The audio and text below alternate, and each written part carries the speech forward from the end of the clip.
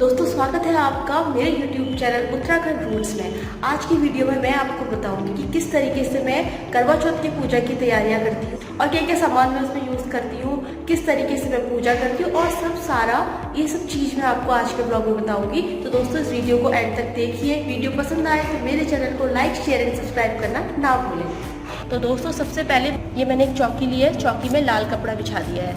ये आधा मीटर लाल कपड़ा है, मेरी पूरी चौकी पर ही कवर हो गया है। और इसके ऊपर मैंने रखे हुए हैं कुछ आम के पत्ते और सुपारी।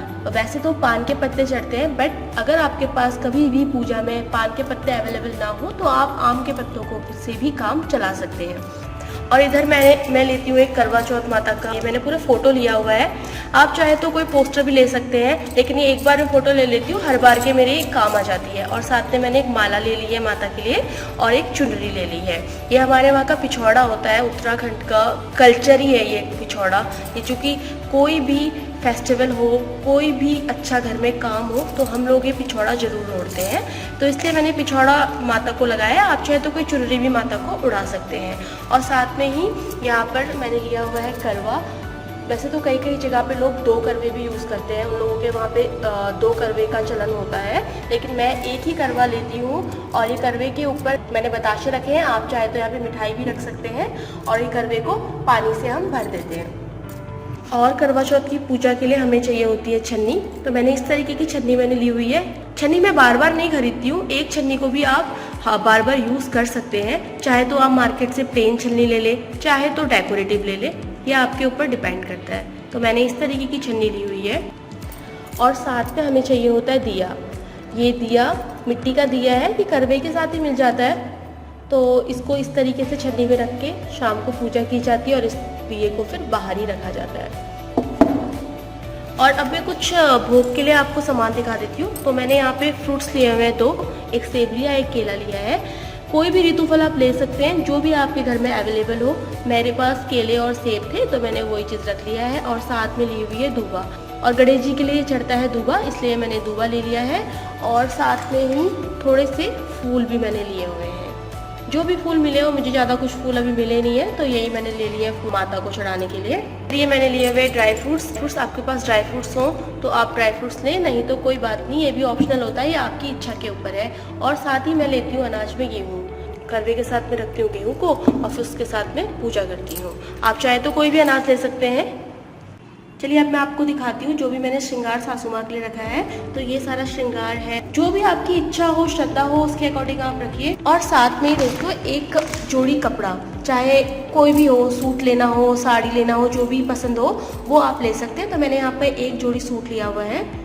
उसके साथ मैंने कुछ ये भी लिए हुए हैं सुहाग की चीज़ें। ये पायल है, ये बिछुए हैं, जो आपकी मर्जी हो आप ले सकते हैं। इसमें कुछ इतना फोर्स नहीं होता कि आपको लेना ही लेना है। जितना आपका बजट हो, श्रद्धा हो, उसके अकॉर्डिंग ही आप चीज़ें लें। और एक चीज़ मैं और दिखाऊंगी आपको, साथ ही में शादी की जो कुछ जेवर होते हैं, जैसे कि पायल, नथ और सर का टीका, ये चीज़ आपको करवा चौथ के व्रत में पहननी चाहिए। मैं तो उसको पहनती हूँ हर बार के करवा चौथ के व्रत में, क्योंकि ये हमारी शादी की चीज़ें होती हैं, तो इसको ज़रूर पहनना चाहिए, ऐसा मेरा मानना है। बाकी सब कोई अपने हिसाब से करते हैं। ज़रूरी नहीं है आप गोल्ड के ही पहनो, आप आर्टिफिशियल भी पहन सकते हो, बट नथ और टीका करवा चौथ में ज़रूर पहनना चाहिए। तो और मैं एक चीज़ और दिखाती हूँ, ये है हमारा पिछौड़ा। ये हम शादी के टाइम पे दुल्हन को पहनाया जाता है। तो कोई भी हमारे वहाँ संस्कार होता है, कोई भी काम होता है अच्छा, जैसे मैंने पहले बताया था आपको, तो ये पिछौड़ा ज़रूर पहनते हैं। किसी भी तरीके की पूजा हो, चाहे कोई फंक्शन हो, तो हमारे यहाँ पिछौड़ा ज़रूर पहना जाता है। तो ये पिछौड़ा मैं ओढ़ती हूँ। अगर आप पिछौड़ा नहीं पहनते तो आप चुनरी भी डाल सकते हैं अपनी शादी की कोई भी। तो ये चीज़ है। और हमें माता का स्नान कराने के बाद टीका लगाने के लिए चाहिए ये पिठिया, अक्षत और कुमकुम, और थोड़े से फूल मैंने लिए। साथ में हमें धूप भी चाहिए, धूप पूजा करने के लिए। और साथ ही में मैं गणपति की यहाँ पे पूजा करती हूँ, इसलिए गणपति को रख के यहाँ पे फिर मैं स्नान कराती हूँ, फिर उनका तिलक विलक सब कुछ करती हूँ। आप चाहें तो गणपति अलग से भी रख सकते हैं, नहीं तो गणपति ये करवा चौथ माता के जो पोस्टर होता है उसमें भी लगे होते हैं। कैसे भी आपकी इच्छा हो, इस तरीके से आप पूजा कर सकते हैं। और साथ ही में भेंट रखना बहुत ज़रूरी है, जो आप अपनी सासू माँ को देते हैं। तो आप जितनी आपकी इच्छा हो, श्रद्धा हो, उसके अकॉर्डिंग आप भेंट रखिए। और इसको लगा देंगे हम करवे के जो मुंह है यहाँ पर। और दोस्तों हमेशा आप जब भी करवा लें तो ऐसा करवा लें जिसमें ये हो अर्घ देने के लिए, क्योंकि इसी से हम चंद्रमा को अर्घ देते हैं। और दूसरा, एक हमने पीतल के लोटे में पानी रखा है जिसमें मैंने कुछ अक्षत डाले हुए हैं और थोड़ा सा कुमकुम डाला हुआ है। इससे हम अपने दिन की पूजा करने के बाद सूर्य भगवान को अर्घ देंगे। तो इस तरीके से ये मैंने सारी करवा चौथ की जो भी सामग्री होती है आपको डिटेल्स में दिखा दी। तो यहीं पे मैं आपको कुछ चीज़ बताना चाहूँगी दोस्तों। करवा चौथ के व्रत के दिन कहा जाता है कि हमें सुबह जल्दी उठना चाहिए और दिन भर पूरे दिन में सोना नहीं चाहिए। और दूसरी चीज़, किसी रीज़न से आप चूड़ी पहन रहे हैं, वो चूड़ी में क्रैक आ गया, वो मौली गई, तो फिर आप उस चूड़ी को कूड़ेदान में कभी नहीं फेंके। उस दिन वाली चूड़ी को, उसको आप संभाल के रख दे। किसी दिन आप किसी नदी में जा रहे हैं, वहाँ प्रवाह बहा दे उसको, या फिर किसी बहते हुए पानी में बहा दे। तो ये चीज़ें आपको ध्यान रखनी है। और एक चीज़ और है कि इस दिन आपको कैंची का यूज़ नहीं करना है। तो इन 3 चीज़ों को मैं फॉलो करती हूँ, तो इसलिए मैं आपको भी इस चीज़ को बता रही हूँ कि आप इस तरीके से इस चीज़ को ध्यान पे रखें। गंगा जल मैं ऐसे छिड़कूंगी सब भगवानों में। ओम अपवित्रो पवित्र, ओम पवित्र। बस इसके बाद हम सबसे पहले करवा चौथ माता को स्नान कराएंगे। चौथ माता को स्नान कराएंगे, टीका चंदन करेंगे माता को।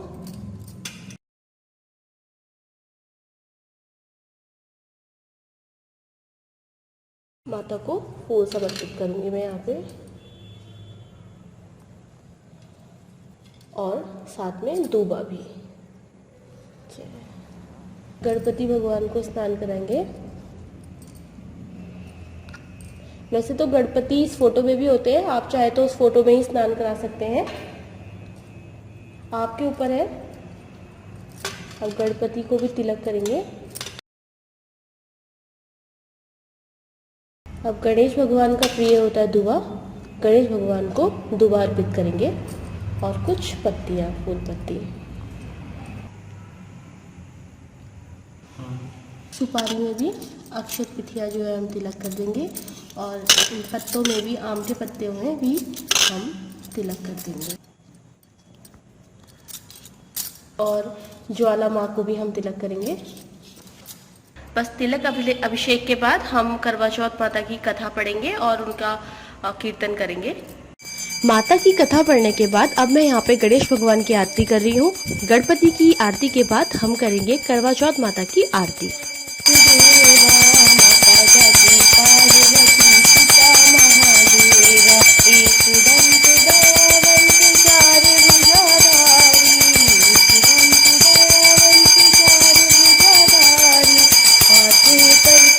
सोहे मूसे की सवारी,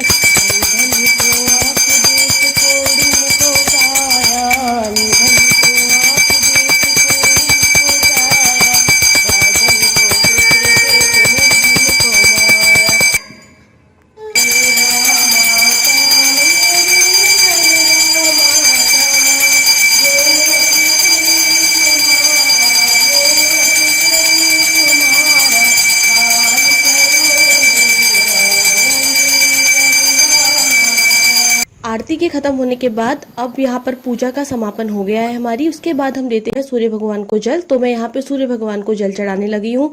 सूर्य भगवान को जल चढ़ाने के साथ ही मेरी आज की करवा चौथ के दिन की कथा समाप्त हो चुकी है। वीडियो आपके लिए थोड़ी भी हेल्पफुल हो तो दोस्तों मेरी वीडियो को लाइक कीजिए और मेरे चैनल को सब्सक्राइब करना ना भूलें। तो तब तक के लिए बाय बाय दोस्तों, एंड थैंक्स फॉर वॉचिंग।